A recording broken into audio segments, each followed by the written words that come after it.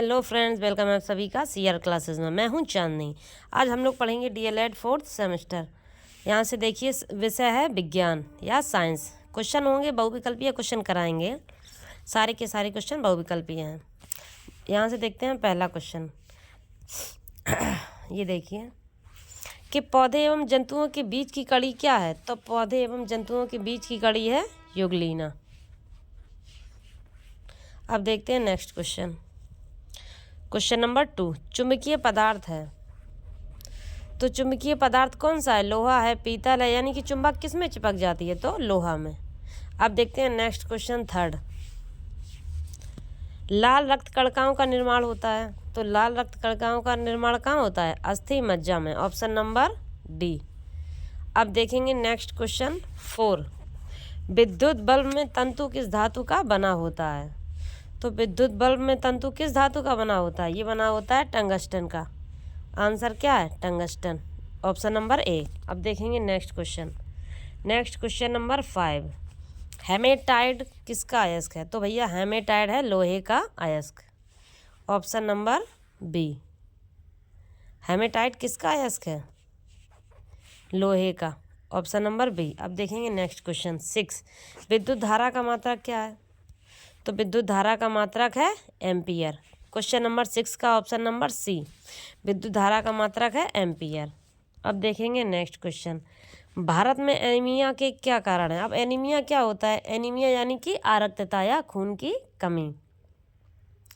तो ये गरीबी के कारण भी हो सकती है, अज्ञानता के कारण भी, गंदा रहन सहन, यानी कि उपरोक्त सभी। Option number D. भारत में एनीमिया के कारण कितने हैं? ये सभी, उपरोक्त सभी। Option number D.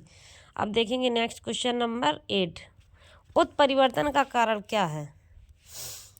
यहाँ से देखते हैं उत्परिवर्तन का कारण क्या है। तो इसका है जीन परिवर्तन। आंसर होगा इसका ऑप्शन नंबर ए, जीन परिवर्तन। अब देखेंगे नेक्स्ट क्वेश्चन, तृतीय उपभोक्ता क्या है? अच्छा, जो घास है, घास को कहते हैं उत्पादक। उत्पादक।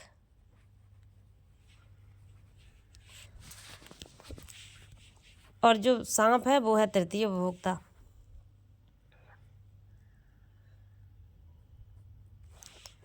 यहाँ से देखो, ठीक। अच्छा, जो घास है, घास को खाती हैं बकरियाँ, ठीक।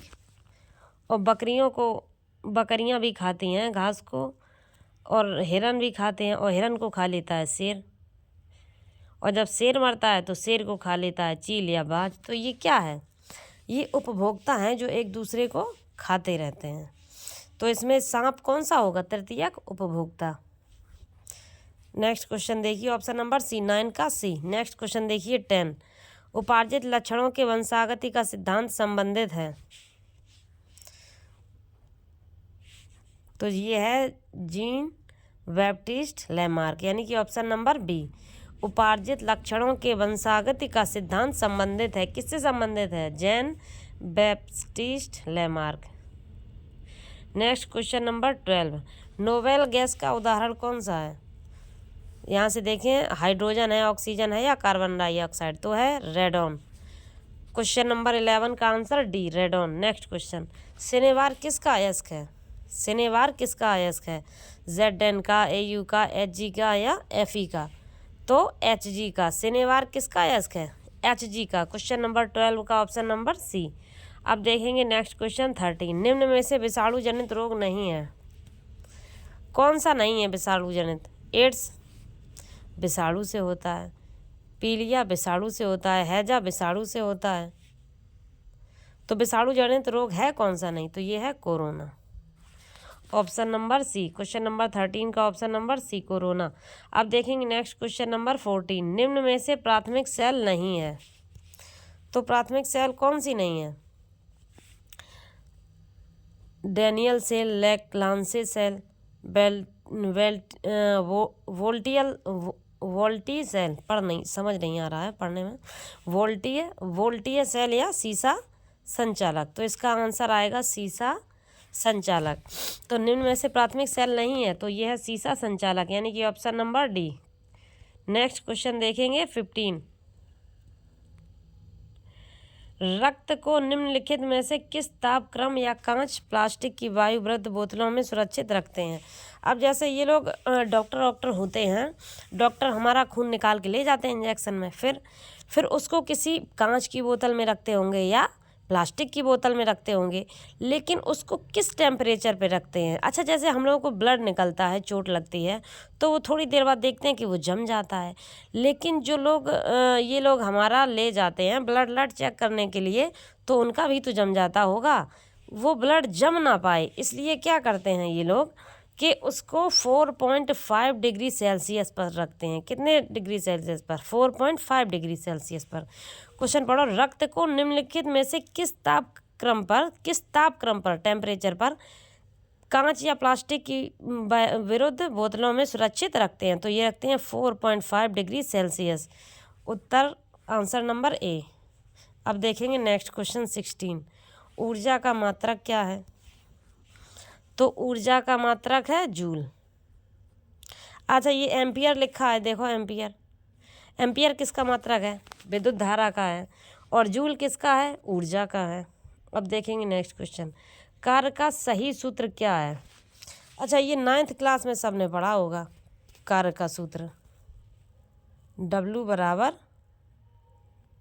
F इंटू डी, यानी कि कार्य बराबर बल गुणा विस्थापन, यही तो फॉर्मूला था, W बराबर F इंटू डी। तो ये देखो, ये कौन से ऑप्शन में है? W बराबर F इंटू डी, कार्य बराबर बल गुणा विस्थापन, पहले ही ऑप्शन में है।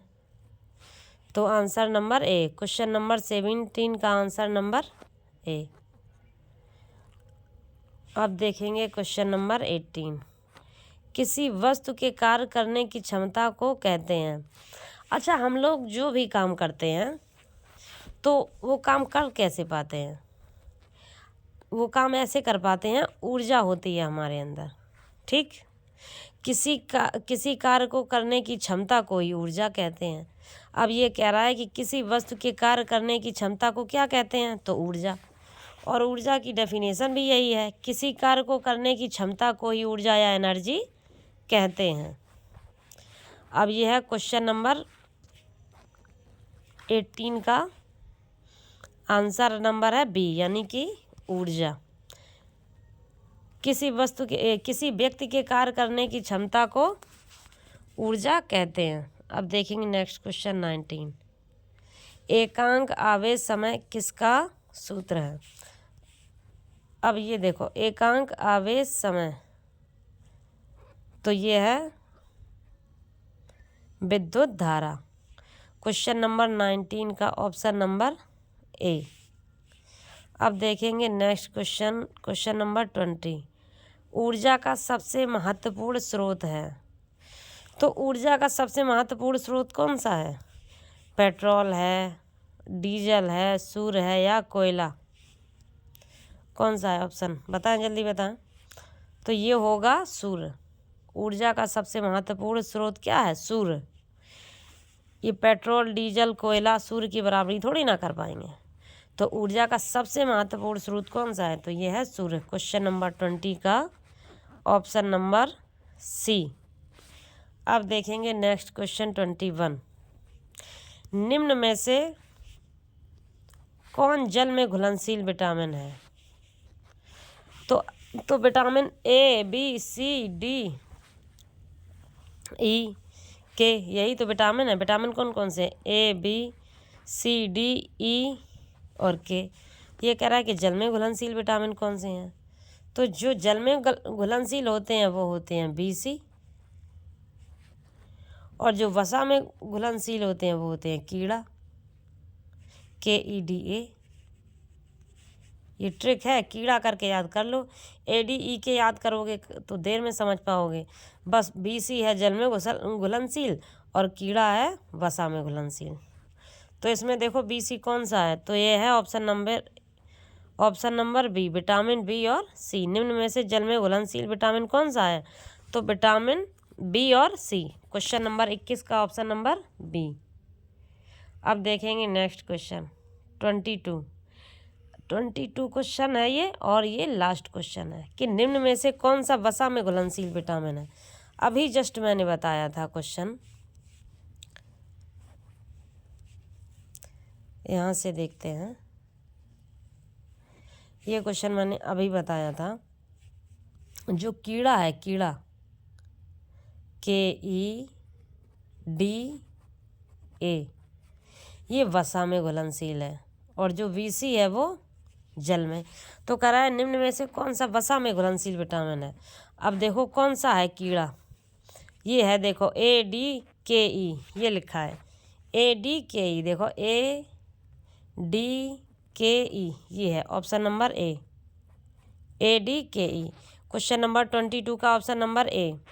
अगर पूछे वसा में घुलनशील तो कह देना कीड़ा KEDA, और कहते हैं जल में घुलनशील तो, अगर कहें जल में घुलनशील कौन सा है तो वो होगा BC, जल में BC और वसा में घुलनशील।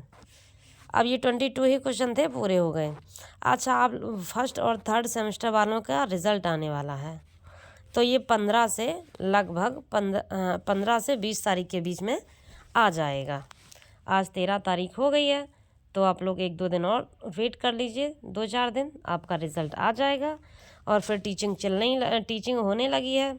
सेकेंड और फोर्थ सेमेस्टर की वालों की आराम से अच्छे से टीचिंग करें और फिर क्लासेस लें, पढ़ाई करें, बढ़िया नंबर आप लोगों के आ जाएंगे, परेशान नहीं हो। Thanks for watching everyone.